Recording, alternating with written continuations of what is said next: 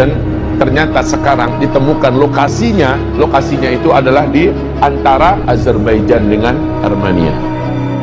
Penduduk setempat ketika Ibnu Battutah melakukan perjalanan ke sana selama beberapa bulan, ditemukan lokasinya, penduduk sekitar mengatakan kami tidak mampu mendekati tempat itu. Kenapa? Setiap kali kami berusaha mendekati tempat itu, seluruh bulu roma kami berdiri. Kadang-kadang, kata penduduk tempatan, kami melihat ada manusia-manusia kecil sampai di atas, di bagian yang paling rata itu Pak, ada sampai orang kecil.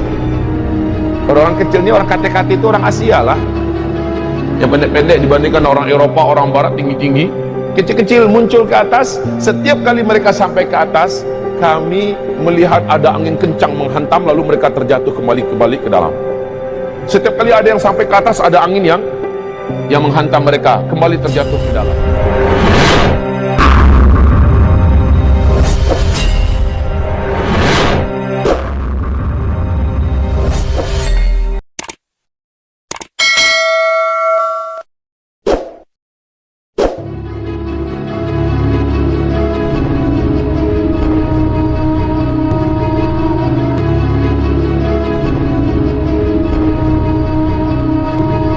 Kita mulai pembahasan tentang Ya'juj dan Ma'juj ini dengan membuka Al-Quran. Bismillahirrahmanirrahim. Kita mulai dengan surat Al-Kahfi ayat 92 sampai 99. Sebelum kita baca ayat ini, baik kita tumbuhkan pertanyaan, kenapa melindungi diri dari Dajjal dengan surat Al-Kahfi? Yang kedua, kenapa Allah letakkan kisah Ya'juj dan Ma'juj di dalam surat Al-Kahfi? Jawabannya adalah satu, Dajjal memiliki kemampuan untuk mengkafirkan manusia dengan segala kekuatannya. Sementara kisah Al-Kahfi adalah berlindungnya para pemuda-pemuda beriman dari pemaksaan kekafiran yang saat itu ditekankan oleh penguasa zalim yang kafir. Siapapun yang tidak mau kafir akan dihabisi di tangannya dan bala tentaranya. Maka para pemuda Kahfi melindungi diri mereka masuk ke dalam gua yang mereka digelar dengan Ashabul Kahfi. Dajjal nanti memaksa orang dengan segala macam trik, dengan kekuatan, dengan harta, dengan dunia, termasuk ancaman pembunuhan dan penyiksaan jika tidak mau bergabung dengannya, jika tidak mau menuhankannya. Surat Al-Kahfi menjadikan orang-orang yang hafal ayat ini, hafal surat ini, dan mengetahui makna dan segala kandungan isinya terjaga daripada Dajjal. Ini pertama, tentang Dajjal. Yang kedua, tentang Ya'juj dan Ma'juj. Allah ceritakan di sini, larinya pemuda Kahfi ke dalam gua dalam rangka selamat dari ancaman kematian yang sudah diumumkan oleh penguasa zalim yang kafir pada masa itu. Di akhir zaman, Allah perintahkan seluruh orang yang beriman agar selamat dari ancaman kematian, teror kematian oleh Ya'juj dan Ma'juj, agar lari, dan pemimpin yang membawa mereka lari untuk selamat dari Ya'juj dan Ma'juj adalah Isa alaihi salam serta Al-Mahdi. Kaum muslimin yang kami muliakan, sama-sama lari tetapi beda. Kalau dari Ya'juj dan Ma'juj hanya menyelamatkan diri dari pembantaian, sementara kalau dari Dajjal, pembantaian itu bab terakhir, pemurtadan dan pengkafiran. Kira-kira enak yang mana? Nggak enak dua-duanya. Tetapi kalau terpaksa harus memilih, kita lebih baik dibantai oleh Ya'juj dan Ma'juj sementara kita tetap mukmin, karena Ya'juj nggak peduli mau muslim kita, mau mukmin kita atau tidak, yang pokoknya siapapun manusia selain mereka wajib habis. Ini sebenarnya cita-cita Yahudi, Pak. Yahudi ingin habiskan seluruh manusia selain kelompok mereka. Tapi Yahudi masih agak sedikit punya cara. Kalau Ya'juj Ma'juj nggak ada cerita, brutal. Memang main tebas, main pancung, main cincang, main gantung, main bakar. Tidak ada satupun peluang untuk hidup seluruh manusia di bumi ini selain ras mereka. Bahwa hakikat Ya'juj dan Ma'juj ini benar-benar ada. Bagaimana Allah menceritakan mereka, kita perhatikan Dan kita simak. A'udzu billahi minasyaitonir rajim.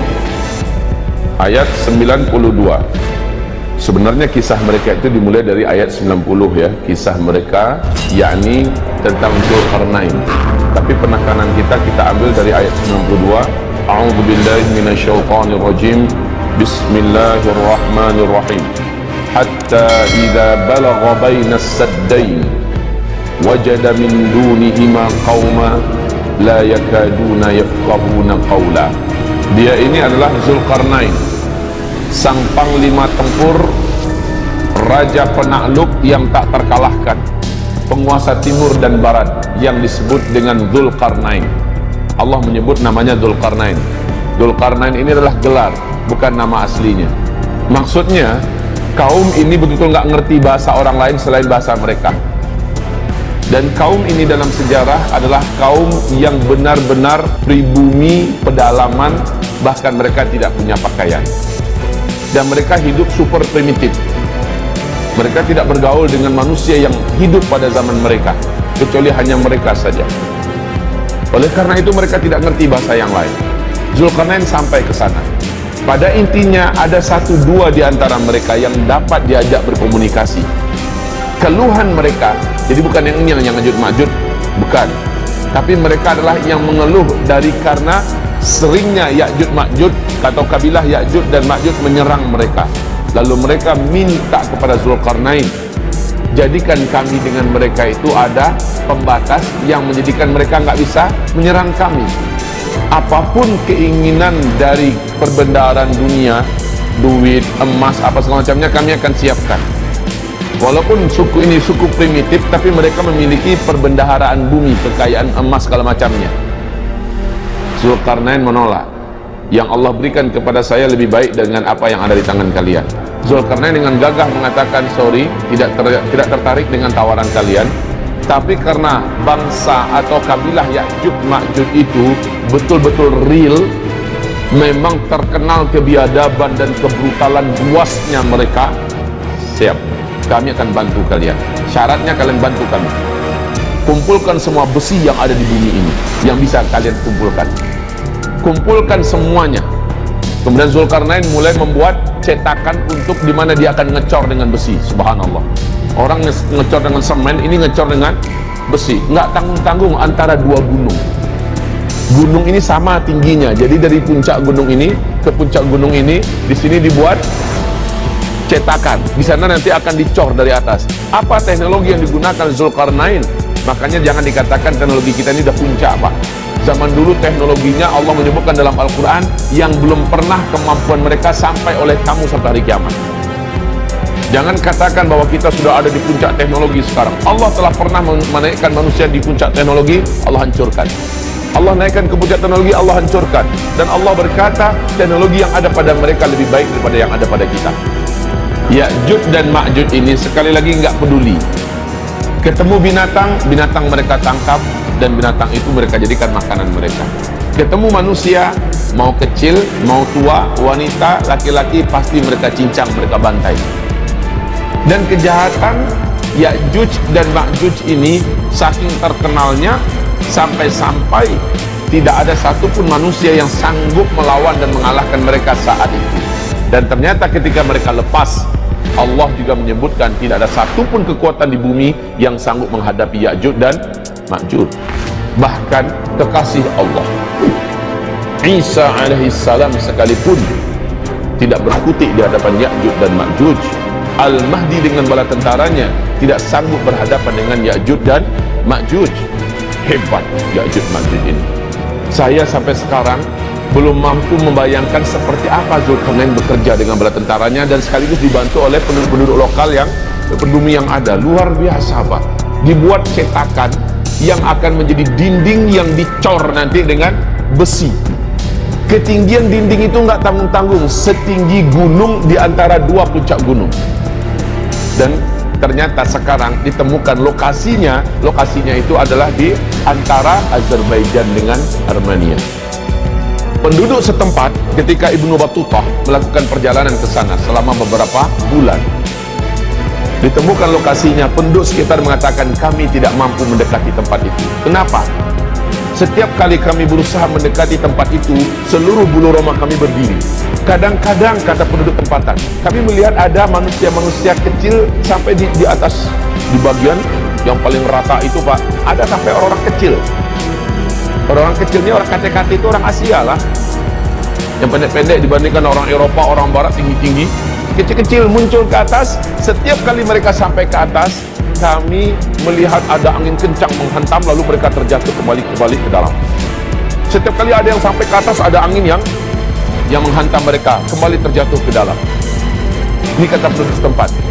Kemudian Ibnu Battuta memberanikan diri dengan orang-orang yang dibawanya, ekspedisi yang dibawanya, beranikan diri mendekat, didamping oleh beberapa penduduk yang pemberani. Lalu mereka dah mampu mendengarkan dari balik tembok besi itu ada suara yang riuh di dalam, suara ribut macam kerja keras, tang teng tong, pam pam, bekerja dengan suara-suara yang banyak. Subhanallah, uniknya tempat ini tidak mampu disenter oleh satelit yang ada. Inilah bentuk bungkus gaib yang Allah jadikan. Fisiknya ada, kekuatan gaibnya juga ada. Kekuatan ini tidak mampu ditembus oleh satelit dan teknologi manusia. Persis dengan segitiga Bermuda.